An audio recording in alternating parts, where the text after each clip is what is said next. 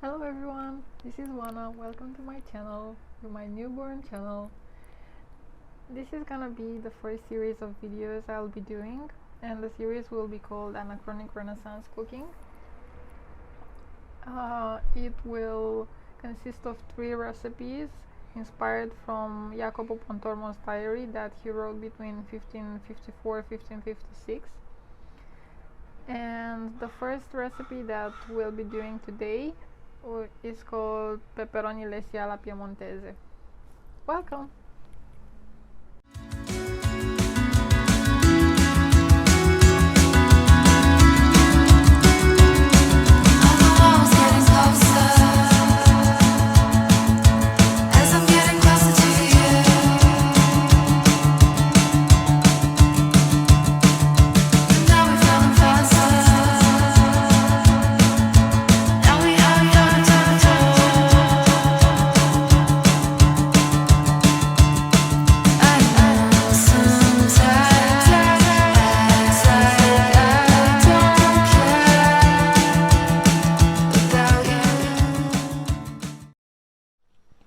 Alright, so as I said, I will first say some things about the diary, about Pontormo writing this diary, and about the recipe and why I decided to do this series of 16th century inspired, because they're really not that accurate recipes. As I was saying, Pontormo wrote this diary in the last 2 years of his life, and he died when he was like 63. So he was quite an old man when he was writing it. And there is speculation that he wrote this diary because he was very concerned with his health, given his old age, and because there was a trend in intellectual circles of mid-century Florence of record keeping for your health. And record keeping was not such an unusual practice for Florentines or Italians in general, because it was actually a centuries-old practice. Merchants or lawyers or bankers were very accustomed to keeping a close record of what their business was going and what they were buying and who were they marrying their daughters to. So, considering that record keeping was something that Florentines and Italians were doing a lot, and that's why their archives are gold mines for historians of any sort, because you can find details about like the most unexpected aspects of their lives. This journal, that is actually a very short piece of writing, like 20-30 pages, might have survived only owing to the fact that on the margins it has some sketches that Pontormo was doing as he was painting the last cycle that he painted in his life, the cycle of San Lorenzo, which unfortunately is now lost. So on the one hand, this diary is very instrumental for our historians because they do not have the cycle itself. They only have what Pontormo and other contemporary intellectuals or painters were mentioning about the cycle that was lost because of some destruction of the choir of the Basilica in the 18th century. So first there is the art historical dimension of the book that is only consisting very basic sketches on the margins of the diary, and the fact that Pontormo himself, a very famous painter in that time, wrote it. Apart from that, the journal is just a piece of life from 16th century Florence, and it's very useful more ratherly for historians that tackle the private life, for example, or eating practices, or just how the weather looked in 16th century Florence, for example, because there are quite a lot of records of what the weather looked like in a day. And of course, you can also trace the moods of Pontormo that are kind of in accordance with what Giorgio Vasari was saying about his temperament and about the way he was relating to other people or other painters. And he also mentions who he met in a day. And most embarrassingly for us, the contemporary readers, is the fact that, for example, he also mentions his bowel movements And those are the moments when you actually feel that you are reading someone's personal journal and that you should be not doing that because it should be private. Actually, I discovered and studied more closely this diary with the occasion of a course on literary sources I had last year in my master's. And while we were discussing this source, we came to the idea that this is a very delicate piece of writing because it was not meant to be published or read or kept whatsoever throughout the ages. So it is a very challenging process to actually pin it down into a category or to try to determine what can serve as a source for.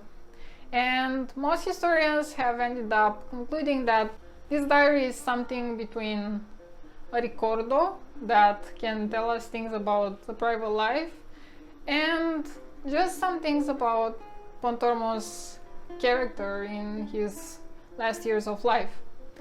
Alright, so I think I said what I could say about this journal, and I should also say something about how I decided to do the recipes and what exactly is the thought process behind it.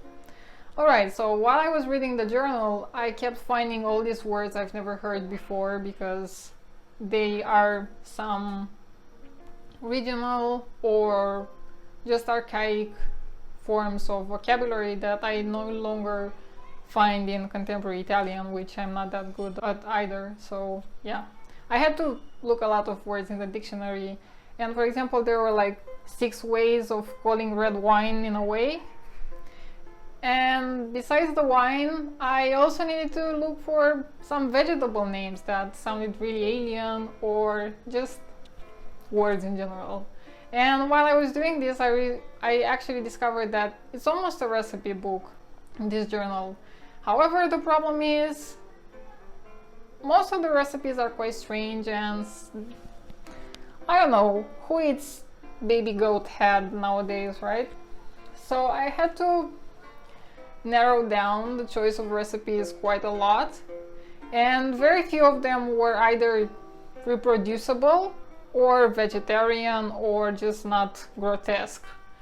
And the 3 recipes that I decided to stay on for the series will be the present recipes, which will probably be the worst one because it's the first, and it's called Peperoni Lessi alla Piemontese. That's what I decided to go for.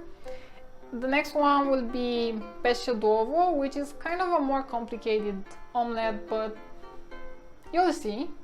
And the last thing will be dessert. It will be a cake recipe, which of course has to be put at the end of the series because we eat dessert as the 3rd course, right?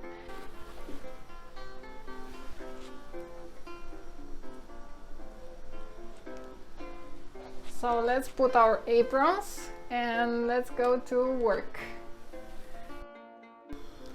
Alright, so for this recipe you will need 4 peppers, or however you prefer, a spoonful of olive oil, a spoonful of butter, some salt, a clove of garlic, 2 or 3 pieces of anchovies, 100 milliliters of milk. Prior to starting cooking the recipe, you should put some boiling water on the stove. Okay, so if the water is already boiling, we need to immerse the peppers. Oh, they're so nice, they're just dancing in their pot. And we'll have to let them boil for 20 minutes. While the peppers are boiling, we should mince the garlic.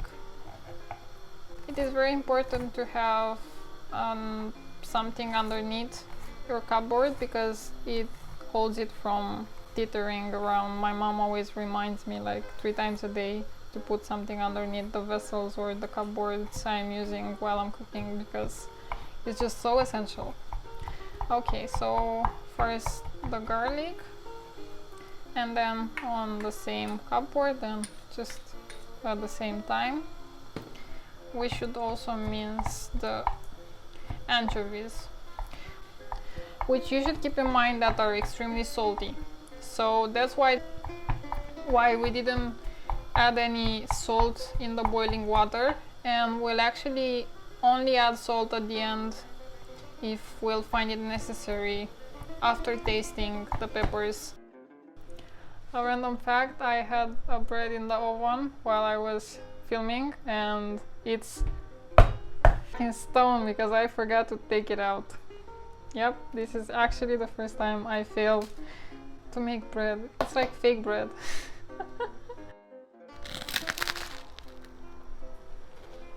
Okay, so the peppers have cooled and I'm taking their seeds out, and I have decided to not peel them because it would take probably a century and a half.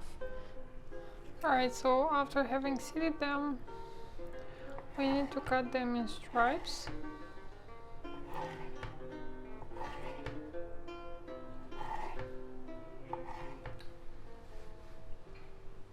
Okay, so all the peppers are cut now, and we'll proceed to prepare them in a pan now. So first we'll add the olive oil, the butter, and then we also add the garlic and the anchovies, and we let them fry until they become fragrant. When it starts to smell nice, we have to add the milk, and then we also add the peppers.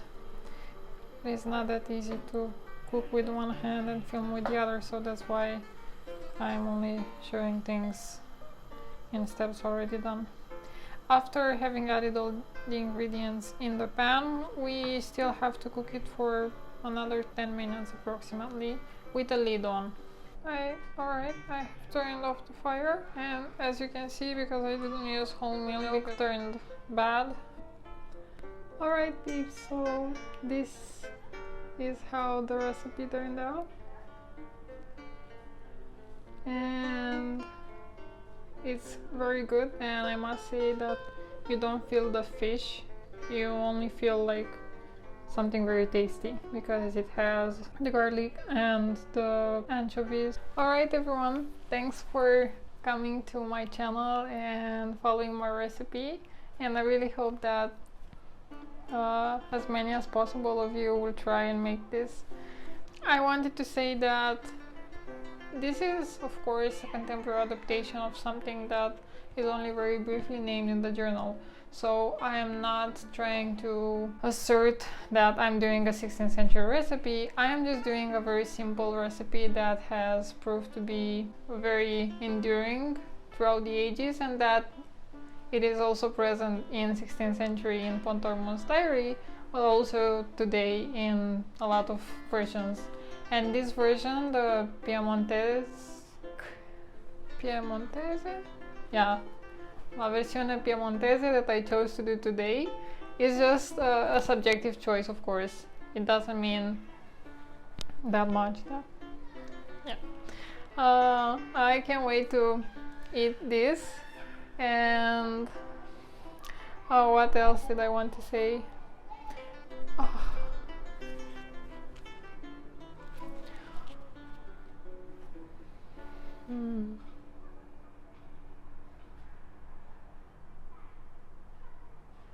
Okay, so stay tuned for the next video, which will come in a few days with the second dish that I will suggest you to try.